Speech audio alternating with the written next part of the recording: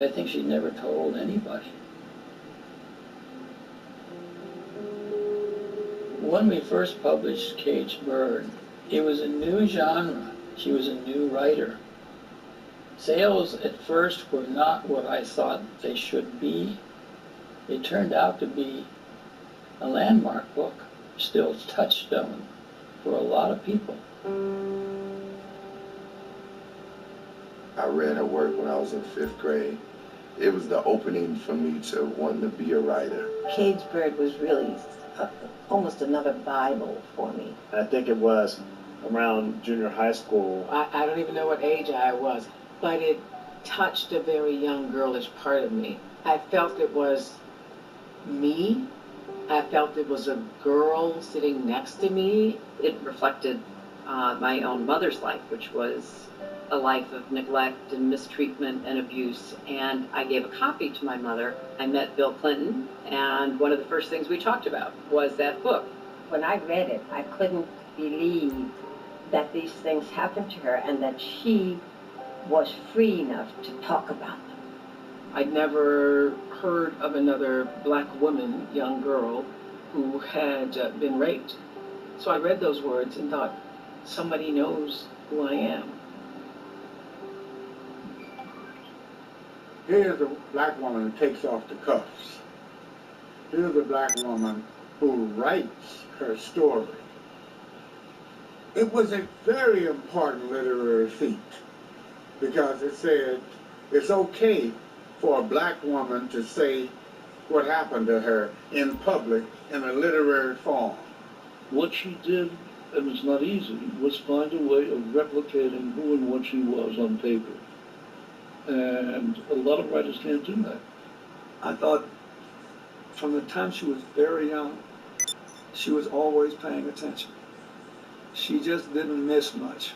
And that's a great gift, because if you're really paying attention and then you can put it into words, you can empower other people if they absorb your experience. She said, you know, sometimes when I'm acting, I see myself acting. Here you go, Dave. But when I write, I'm lost completely in what I'm doing. There's nothing else but that. In fact, she even hibernates when she writes. She often rents a room. I know she likes to, have that room in the hotel. She takes her cards, that yellow legal pad. All of her life, Maya wrote in longhand. She'd sit down with a Bible and a thesaurus, and she makes draft after draft after draft after draft. Just a desk, a chair, a pen, and maybe some Johnny Walker. Jack Daniels. Scotch. Part of her process, I've come to find, is talking it through. She'll start to tell the story, and I'm like, this is going to be in the book. I can feel it. She would read manuscript to me.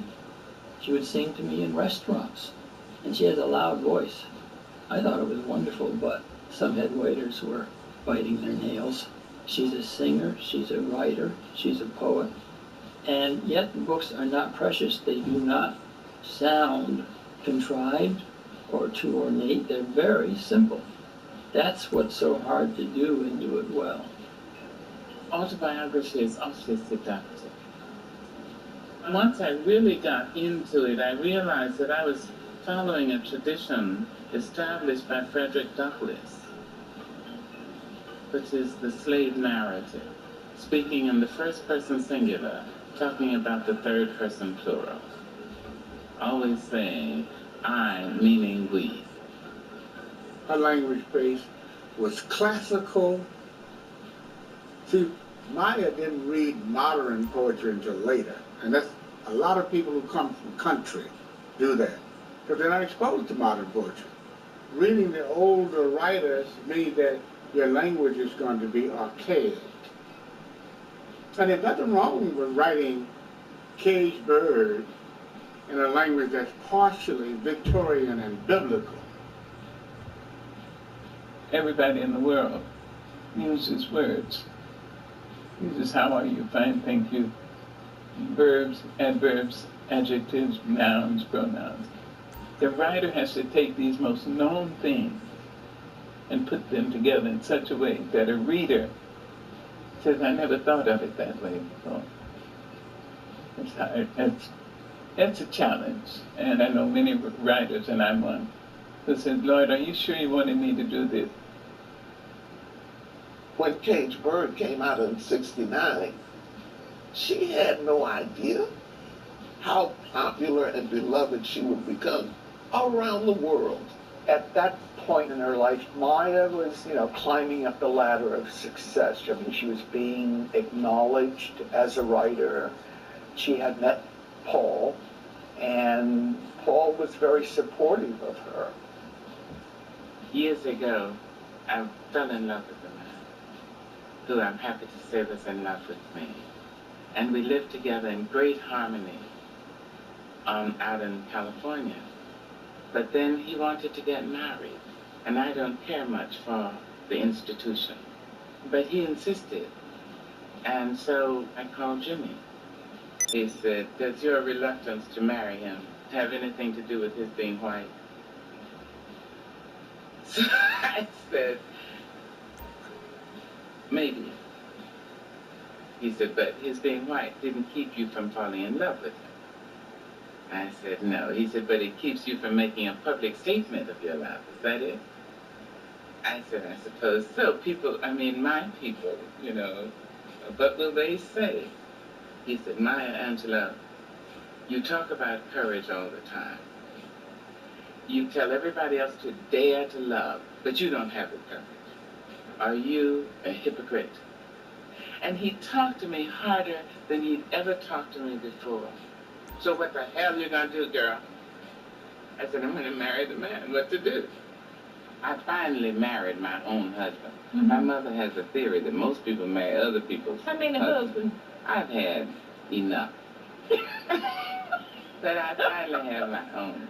I'm a woman. You're a woman. I'm a woman. And I was looking for a man. Mm-hmm. So, what is your husband's name? Paul Dufer. Dufer. Paul Dufer was a very interesting guy. He had come out of England, out of the construction industry, and he was a writer. He had a tendency to drink to his fill. He had written a book called Let's Hear It for the Long-Legged Women. A lot of people thought, because he was with Maya, that the book was about Maya. But it just so happened that his significant other before Maya had been another 6-foot woman, Germaine Greer, who was England's leading feminist. My mother was just beginning to become prominent, and they bought a number of houses where they just tore them apart and reconstructed them. The time I went up to see them, he was under the house repairing things, And Maya was being Miss Homemaker. She was in the kitchen, which is her sanctum, really. She loves the kitchen. Paul would roast goats and pigs, and they had parties.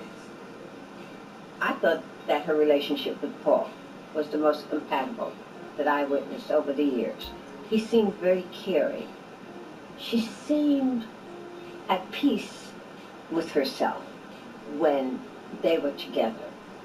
I could see Maya looking at Paul with a look that was just, you can't describe it any other way but, wow, this woman is really taken with this guy. They looked solid. They had their differences, but they communicated, in a good way. So when I heard that it was over, I was shocked. Maya came to my house one night, knocked on the door, and she says, Dawn, my marriage is over, and I had to get away from Sonoma. That's all she said. Maya was on the road, and increasingly Paul didn't go with her. Paul drank increasingly, and Maya, she could turn up one too. Paul said to me personally that he didn't feel there was room for anybody else besides the written word. in Maya's life? My mother has not had the good fortune to know love that lasts a long time.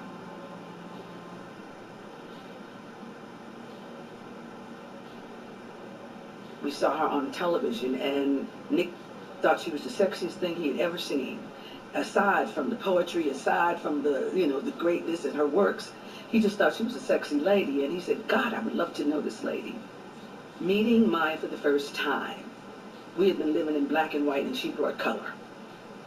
There was a kinship, a connection that I had never felt with anybody else. If you've got stuff, she's got more stuff. I was playing the piano, and she came on down. All of a sudden, she'd just come in and start talking on the music. And then suddenly, the light bulb came. Wow, this could be something. I was caught up in a lonely crowd. The moon had slipped behind a cloud. Like a single wave on a lonely beach. I thought I was lost beyond your reach. It was just fun hearing her do the line one way and do the line another way, when you're producing Maya Angelou. Because, excuse me, could you just put a little more something in it? But, you don't want to go too far. You don't want to make her mad now. Oh, but you kept on searching, both land and sea. I say hallelujah that you found me.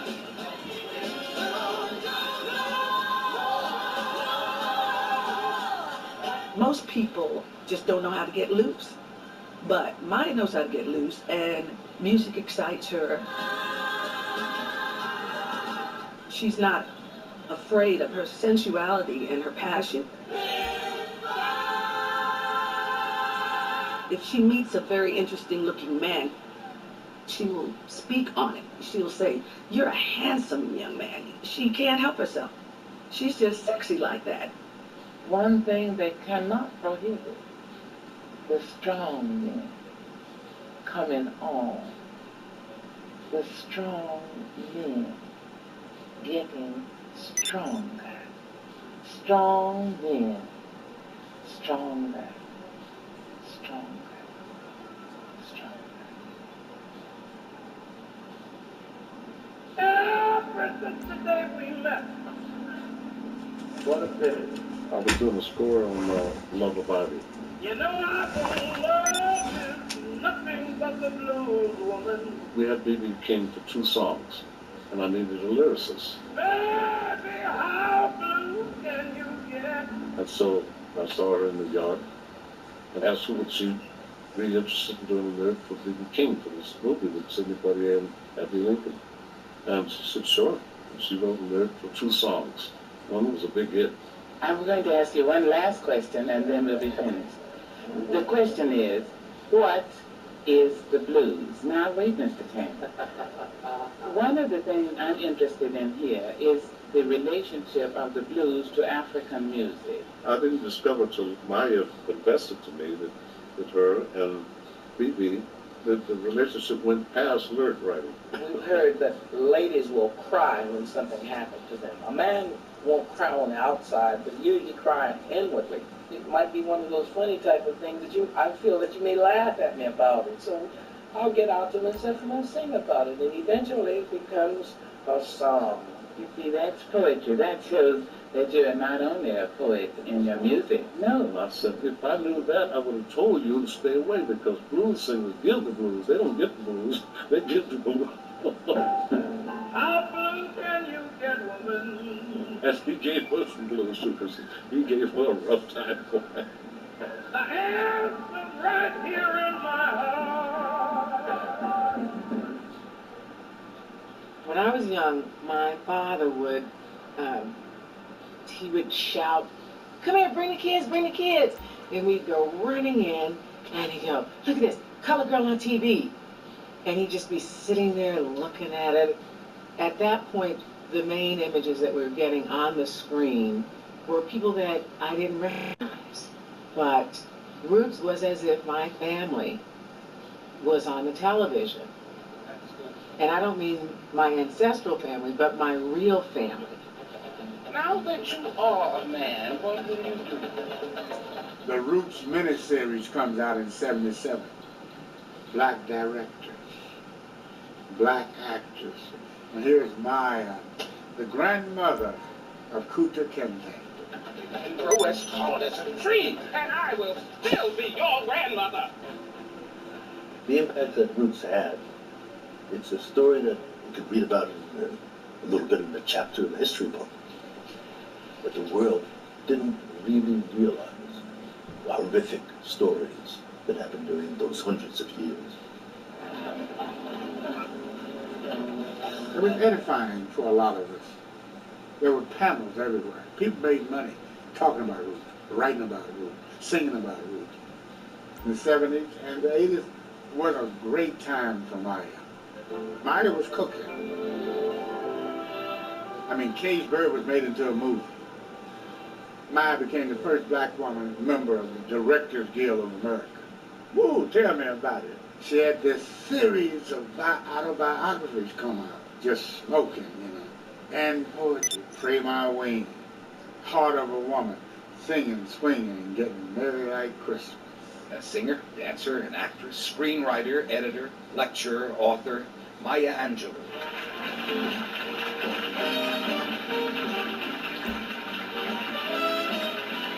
Joy was a word that Maya wrote in an autograph. Tens of thousands of times. I'd be with her and there'd be lines in the gymnasium, wrapping around inside the gymnasium. I always knew that what Maya Angelou held as a poet and a writer was something that the world needed to feel and experience. I was asked would I consider writing a poem for President Clinton's inauguration. And I said, yes.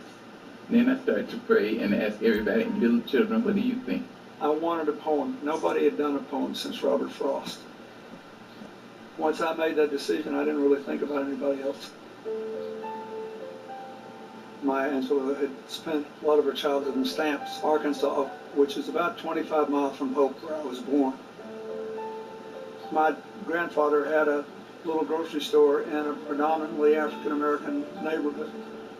When I read I Know Why the Cage Bird Sings, I knew exactly who she was talking about and what she was talking about in that book. There's a contradiction in terms. Public poem. Poem is private and interior and all that. And people, as soon as the statement was made to the press, people would see me in the supermarket, on planes, and say, how's the poem going? Finish that poem yet? Yeah, exactly. I knew she got me. She understood the time we were living in. She understood the world we were living in. And she knew what could be our undoing as well as our unchaining. Now, we had no idea what she was going to say. And Bill didn't come with any set of directions like, well, I'd like you to talk about this and I'd like you to talk about that. He just said, I want you to write a poem and deliver it at my inauguration. But I knew she'd make an impression. She was big, and she had the voice of God. A rock, a river, a tree, hosts to species long since departed, marked the mastodon. And the minute she started talking, you could just feel the change rolling across the crowd, and everybody started listening. But today, the rock cries out to us, come, you may stand upon my back.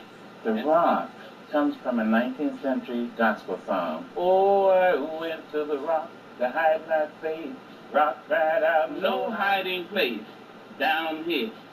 Across the wall of the world, a river sings a beautiful song. I'm gonna lay down my burden down by the riverside to study. He war no more. Your armed struggles for profit have left collars of waste upon my shore. Yet today, I call you to my riverside, if you will study war no more. And once you had that, Then I could talk about all of us. There is a true yearning to respond to the singing river and the wise rock, So say the Asian, the Hispanic, the Jew, the African, the Native American, the Sioux, the Catholic, the Muslim, the French, the Greek, the Irish, the rabbi, the priest, the sheik, the gay, the straight, the preacher, the privileged, the homeless, the teacher, they all hear the speaking of the trees. Each of you, descendants of some passed-on traveler, has been paid for, bought, sold, stolen, arriving on a nightmare, praying for a dream. Give birth again to the dream. It's wonderful. Sculpt it into the image of your most public self. I thought it was monumental because it was inclusive.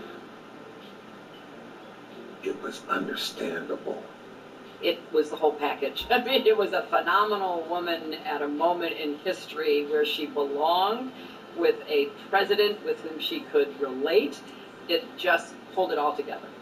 Here, on the pulse of this new day, you may have the grace to look up and out and into your sister's eyes and into your brother's face, your country, and say simply, very simply, with hope, good morning.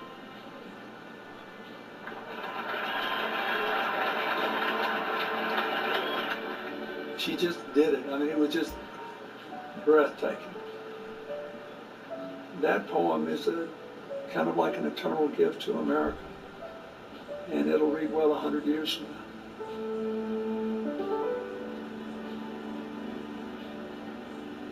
Right after she delivered the inaugural address poem, so many requests started coming in.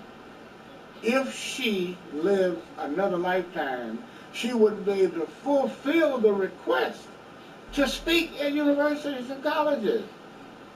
That is some woo. My name's Maya. That's a fine name. It's not your name, but it's fine just the same. Dr. Maya Angelou. Maya Angelou. Ladies and gentlemen, Maya Angelou. Dr. Maya Angelou. Boys, Maya Angelou is here. Maya Angelou for Butterfinger. Did the slothful mastodon upon his extinction declare the wind, the rain, the fire, the Butterfinger? Good evening. I am the hope of the slave, and I don't work for free.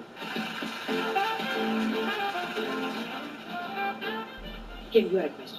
Yeah, I wanted to ask Maya her views on interracial relationships. Oh, thank you. And first, I'm Miss Angela. Miss Angela. Yes, ma'am. I'm not Maya. I'm 62 years old. I have lived so long and tried so hard that a young woman like you, or any other, has no license to come up to me and call me by my first name. That's first. That's first. Also because at the same time, I am your mother, I'm your auntie, I'm your teacher, I'm your professor. You see? I wrote the book, Gather Together in My Name, to tell young people that I would admit where I've been. I had written about a very rough time at 18.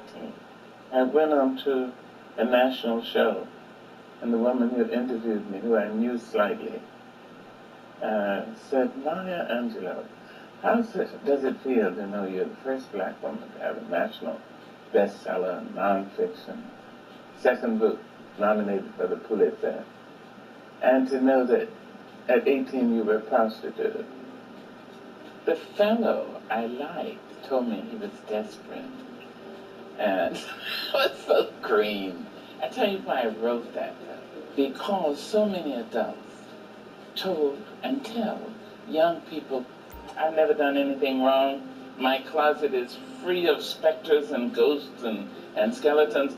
So I thought they could all gather together in my name. I would tell the children, listen, I've done this. This has happened. I have forgiven myself. I've gotten up. I was afraid that when I told it that there would be sneering at me. Just the opposite. Just the opposite happened. My Aunt Pauline passed this quilt down to me. It was made by my great-great-grandmother. The first time I ever sat down with her was during the making of How to Make an American Quilt. And I was giving her her proper reverential due and calling her Dr. Angelo, and she would say, Alfie, you know, stop it. You call me Maya. I looked at her, I said, I'm not calling you Maya.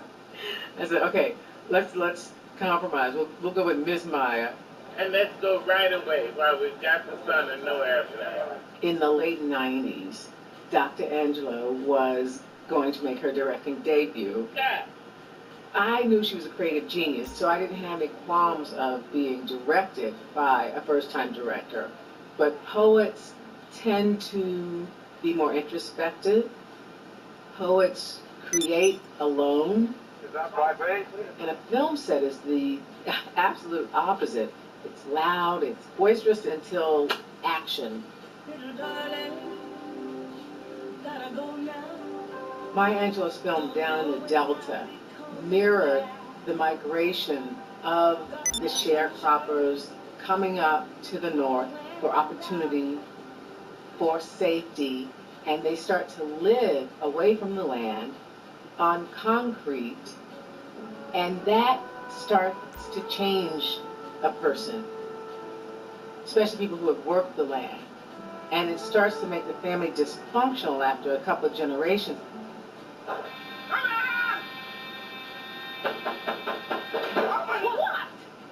And the mother realizes, you know what? The remedy to that, Come on now, is getting back to the land, is going down where people say, good morning, how are you, sir? I am fine, where there is community.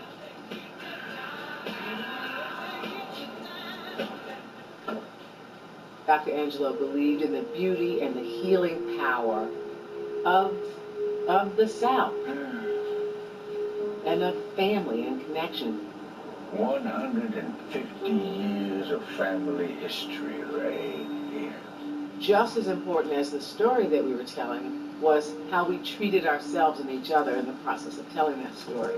And so she was called Dr. Angelo on the set, and she called people Miss Divine, even like a grip, just like a beer belly grip. We honored each other and honored this story. The whole crew would sit and she would talk about the historical significance of a particular scene and what would be happening in that space 100 years ago. It was like we were on an archaeological dig on sacred ground. Years ago, I was living in Egypt, and my next door neighbor, her husband was the first secretary of the Nigerian embassy. So I said, I know a song, I believe it's African, but I don't know what it means.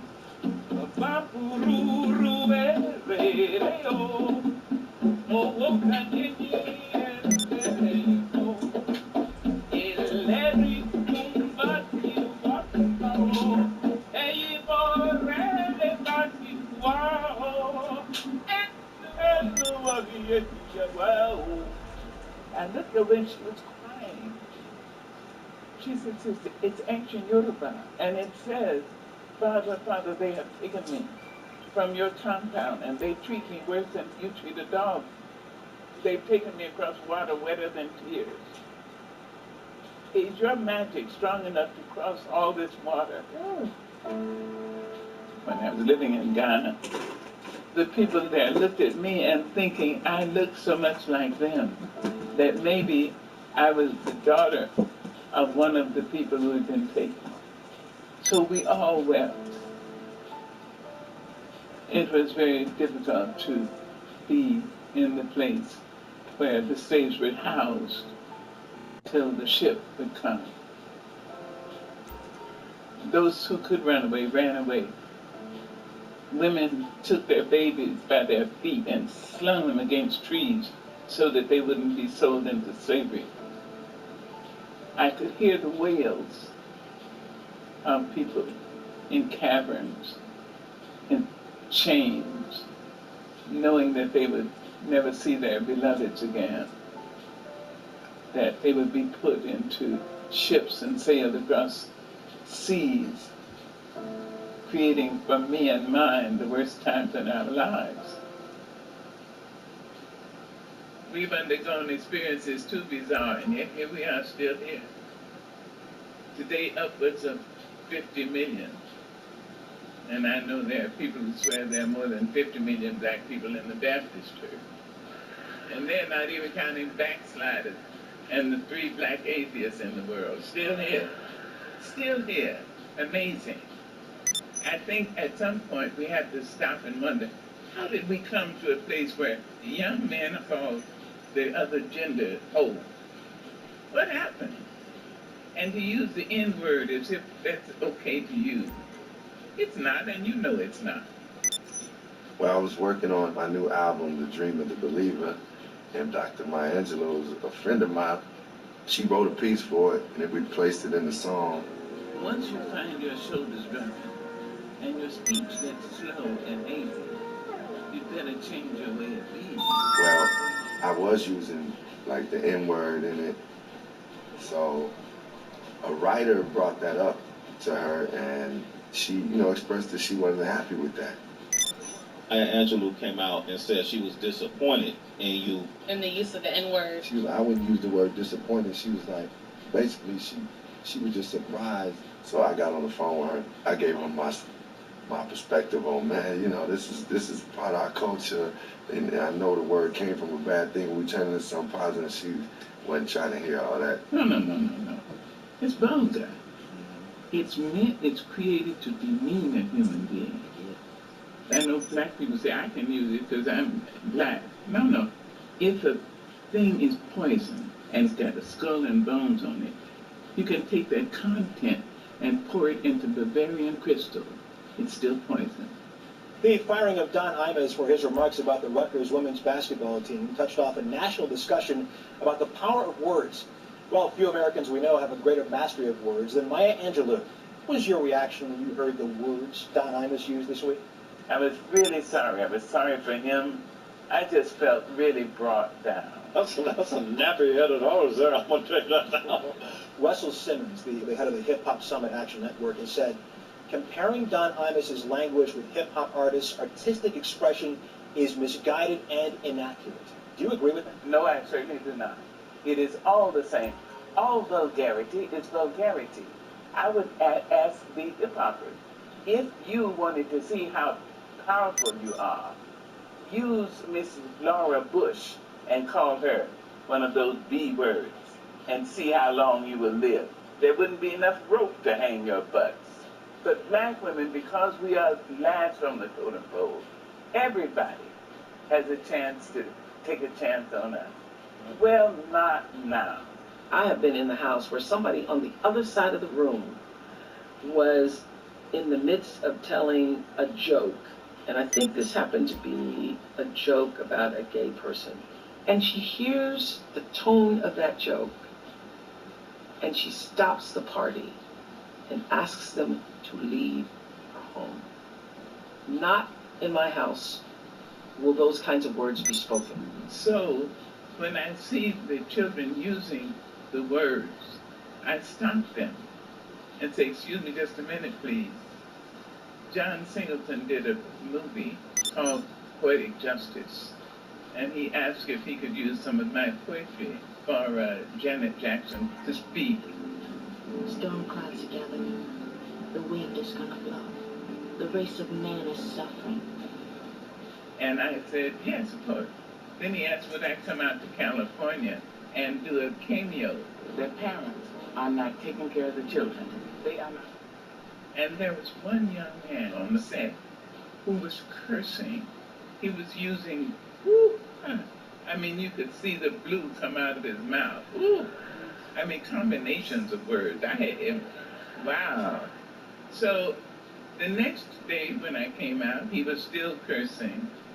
And then he got into a big row with another young man. They were going to fisticuffs.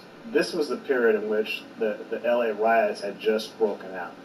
And so there was a lot of tension on the set. At a certain point, he just went, what to do? It was like, he's going to whip his ass, and going after him, he was just a straight tornado. And Dr. Angelou just said, honey, come here, come to me. And I said, excuse me, may I speak the young man who was criticized, I wouldn't give up. I said, I understand that. I understand that, but may I speak?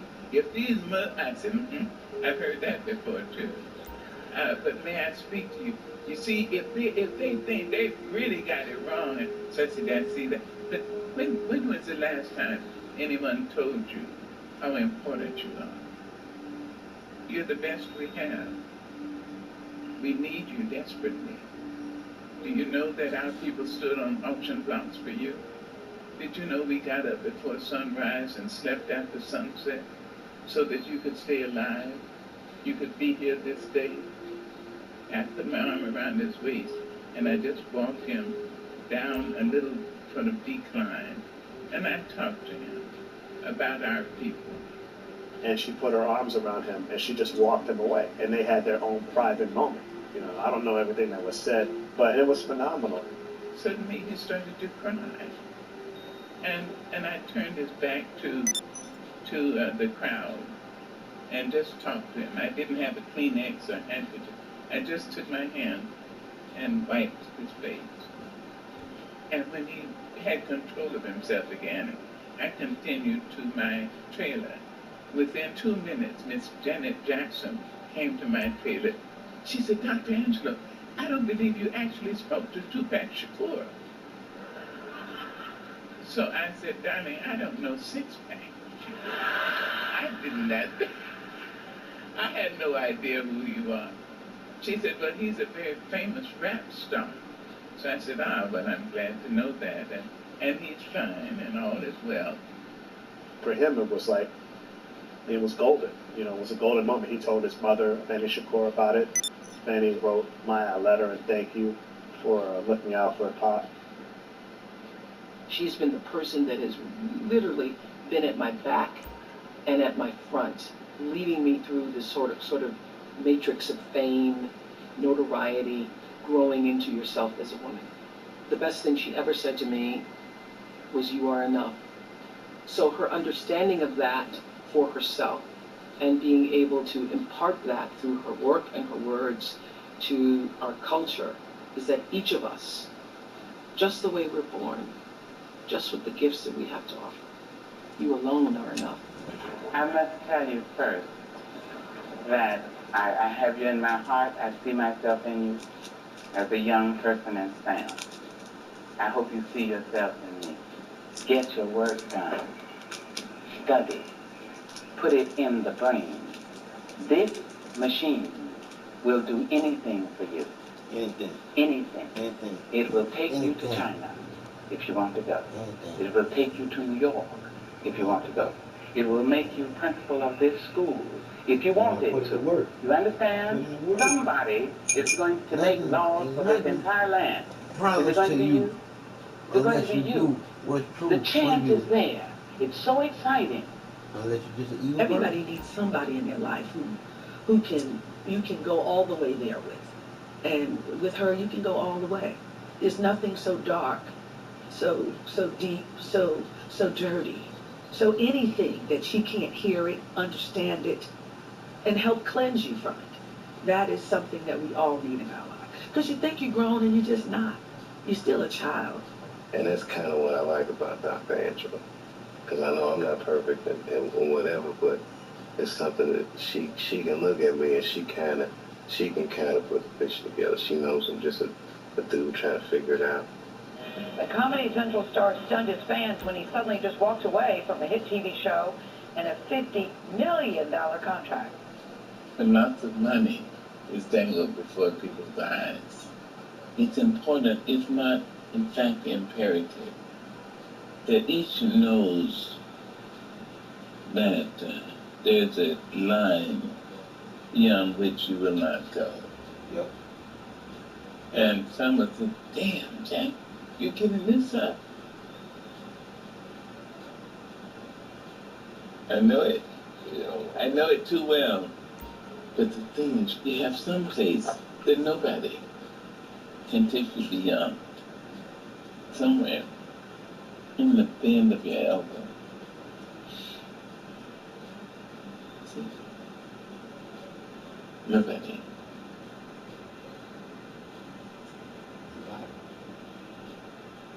else? Nobody. This is called Aging, Yep. which I wrote as a song. When you see me lost and stumbling, don't study and get it wrong. Tired don't mean lazy. Every goodbye ain't done. I'm the same person I was back then. A little less heart, a little less chin. Some less lungs and some less wind. But ain't I lucky I can still breathe in. Hey, I love you. I'm a patient of COPD, which means chronic obstructive pulmonary disease. And my lungs are so mangled that I don't get enough oxygen. And so I have to have supplementary oxygen. As she got older, it was more difficult. And that's why she really made an effort. And she was visibly challenged, but dismissive of it. Everyone else was trying to make sure things were right for her. She just wanted to live her life. She knew that if she didn't continue to go, she would stop. That's what fed her. She had this incredible love for people. And she did everything that she could to keep herself alive and to keep people being fed by that energy. I feel sluggish all motherfucking day, all day, man. I finally think ate one of something. the things feel better. that Feel better. brings people together Angela was fucked up. Plus bullshit was going on too. That fucked you up before. This is my Angela's last days and shit. But that's why I'm so honored. So Camden, New Jersey, so I done done like 3 or 4 of them. Still on Raw, it's like my main one. Is a recognition of a similarity. She never seen. And that I is think the she was like bond 90 something when she died. that brings you together. Of course.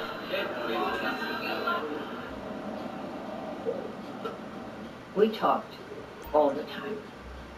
And so she knew I was doing the play, and she talked to several people who had seen it. And I knew she wasn't well. And I didn't want her to feel any pressure about coming to see it in New York City. One evening, the show's over, one of the stage managers says, there's a guest of yours here. I go upstairs. And she's at the head of the steps to the wheelchair. When God shut Noah in the grand old No, y'all had to start damn silly. God. She's happy. He put a rainbow in the clouds. He who? That was man-made up bullshit. When the thunder rolled, Niggas need a man or woman, black and white. You get on your motherfucking knees at night and pray to the motherfucking rain. in the clouds. The love unconditionally. In the The clouds. love you unconditionally. It's in you to love, which you can't All of us have control. different fingerprints, but some of our fingerprints are so indelible on the lives of other people when they touch us. Miss Maya, gone. And nobody is gonna talk like she talked, or walk like she walked. I mean, she left us plenty of things. We can't be greedy, but man, the curtain going down on that act. Yeah, boy. Thank God I got to live in that time.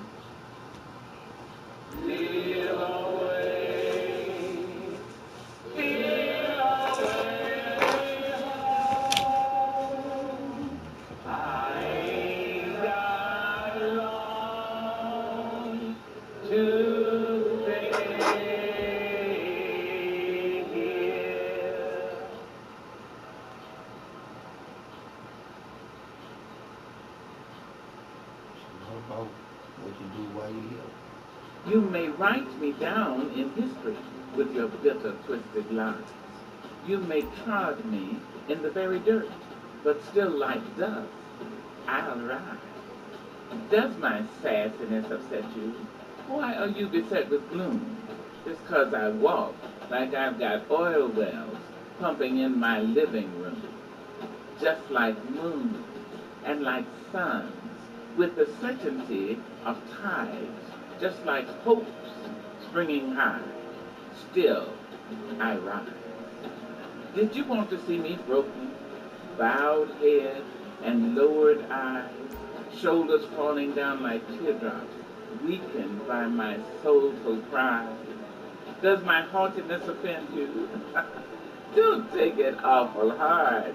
It's 'cause I laugh as if I've got gold mines digging in my own backyard. You may shoot me with your words. You may cut me with your eyes. You may kill me with your hatefulness. But still, like life, I'll rise. I bear in the tide, leaving behind nights of terror and fear. I rise into a daybreak miraculously clear. I rise, bringing the gifts that my ancestors gave. I am the hope and the dream of the slave, and so I rise. I rise.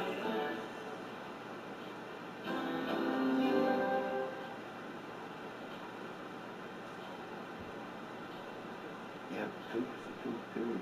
Fuck all that bullshit. Life is always that we have and the truth within us to come out of us. We trying to as kids to become adults, still believing some bullshit that we was taught as kids. And I don't know that the creators need a man or woman, black and white. The question is, why? Well, we lied to as kids. Why are adults still lying to the kids? And then the first thing they say to the kid is, don't lie to me. The shit is so fucking twisted to the point where the truth is just that. The truth. We was taught to be stupid. And when I say we, I don't mean just you, because the you is the me. And the me is the M-E upside down as the W-E, meaning we. All at one conscious thinking people. All here living together. Not one together, together. Because two is always better than one. When the divine creator of all life is that only one. Divine creator that created the man that created all the different gods, that created the man that created all the different religions, that created that man that hates that woman is the only creator here on earth. And that man that hates that woman ain't really a man. He's that homosexual. Because this is not the racist white supremacist system that we all think that this is to be. No, this is the gay mafia movement of changing everything that comes into this world. Meaning, from our food coming from Mother Earth with Mother Nature to the perfect birth comes from a woman having a baby. It is what it is, people. We was taught to be stupid fucking people. But I say to you, I love you more than you love you because I know the truth and you don't. But I tell you the truth, for you to know the truth for yourself, you already believe in some bullshit. I tell you this here, you can take it or not if you want. But the truth will set you free in the only place where you can be free at. And that's you starting off in the womb as a heart. Just think for yourself. Is it your birthday or were you just born? Two things happen on the day.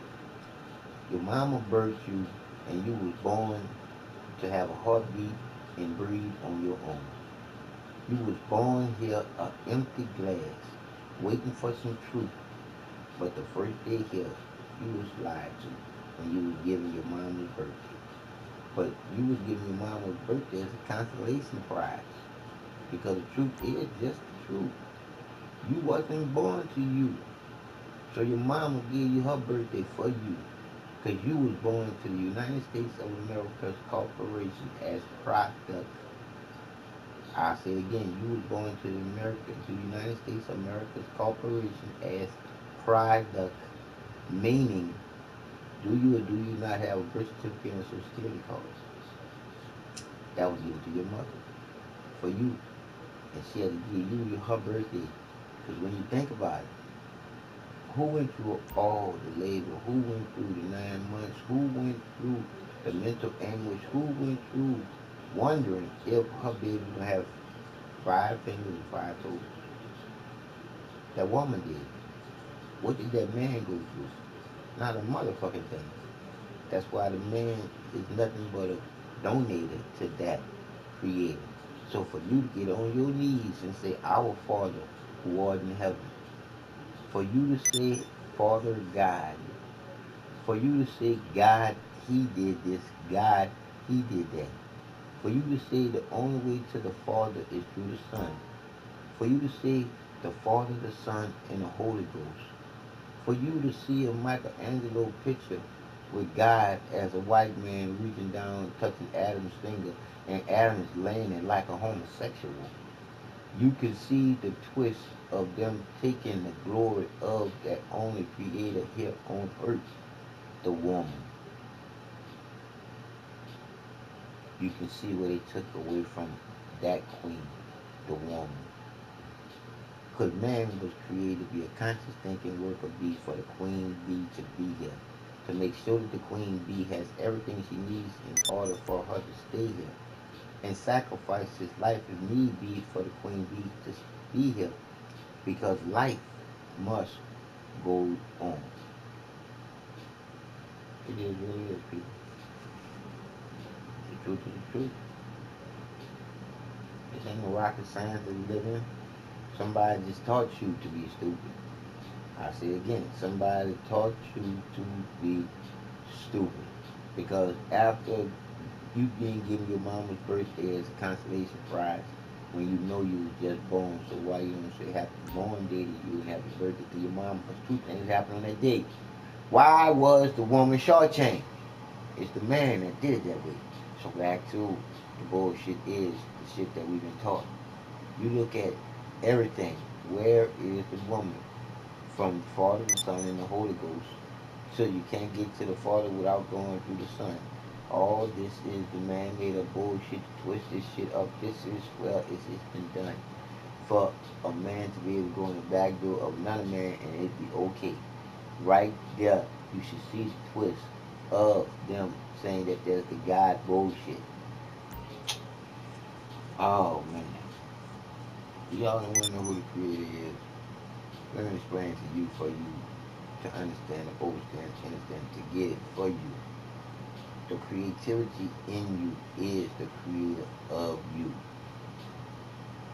That light, that lightning strike before there's smoke or fire. It's the egg before the chicken. It's all that protects you for you to be alive. Because your mind can go anywhere and think anything. But everything filtered through your heart is where all that is as smart as you could ever be. Because your heart is just that smart. Your heart do what it do. It pumps blood to every part of the body. I'm just telling you for you to know, for you the truth is the truth, and it's inside you. When I say I love you, I say that straight from the bottom of my heart to me knowing the Creator, not believing some bullshit that I was taught. Me knowing that the love unconditionally that I feel is real as it being the Creator, just as well as I could never, ever, ever hate anything. Because it's too heavy on my heart for one thing. And I can tell you so much about being that one. If you to ask yourself the question, why are you racing when you can't win nothing if you can't win in life? Why are you racing to finish, to win, to be first? When first is such a lonely place to be. Think about it. The truth is in us to see. The light that's divine that goes on all the time in our mind, being the creator of all that there is.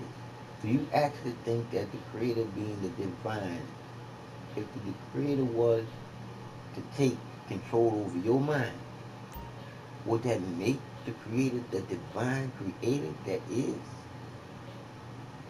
The creator stands alone with you, alone with your feelings. Everything else was taught to you to be stupid to the things that's the truth because you are believing in what you was taught to as a kid.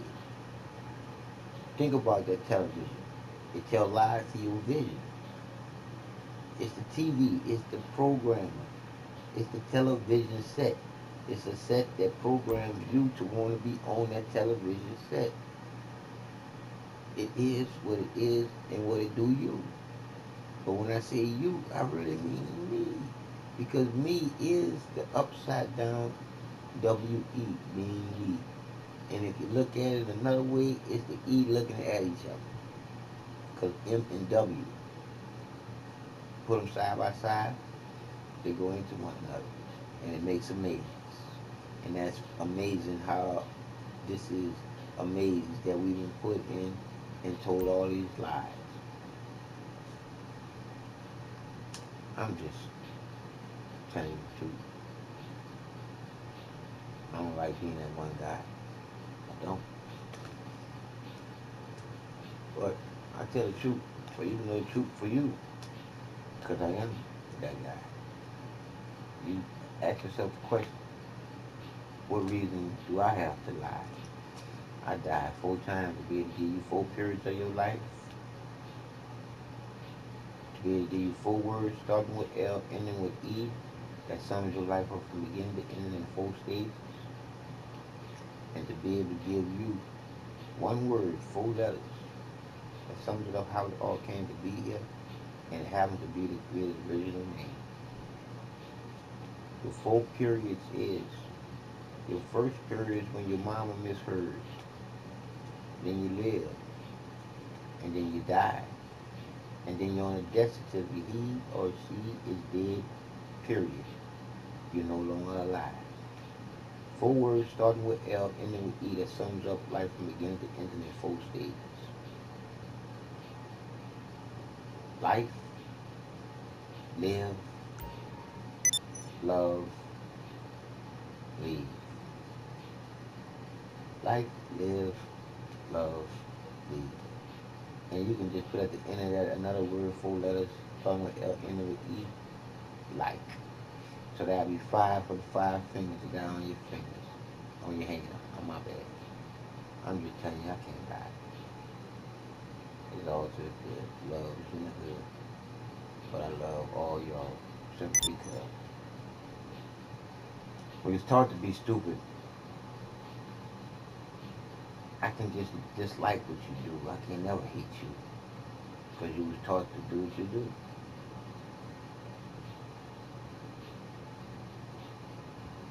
I'm Mr. Glass. Truth is truth. Period. And fuck all the bullshit. You just been on I See You News. Weasel News. You weasel you news. Watching Weasel on Grand X. Watching Weasel on Grand Theft Auto. Act a fool. I love you more than you love me. The truth is just that. The truth. And here's the saying, then I'm gone. The truth is the truth. Slippery, so lies can't hold on. Lies just slide off, and the truth carries on. In a divine, loving, perfect world. But here, this couldn't be no utopia. This is like the latest Babylon. So I say it like this here. Here in Babylon, the truth is as twisted as a pretzel stick and twice as salty. I'm just saying. If you look at somebody turn into a pillar of salt after watching the place be destroyed, this place here, and the way that people are treating people,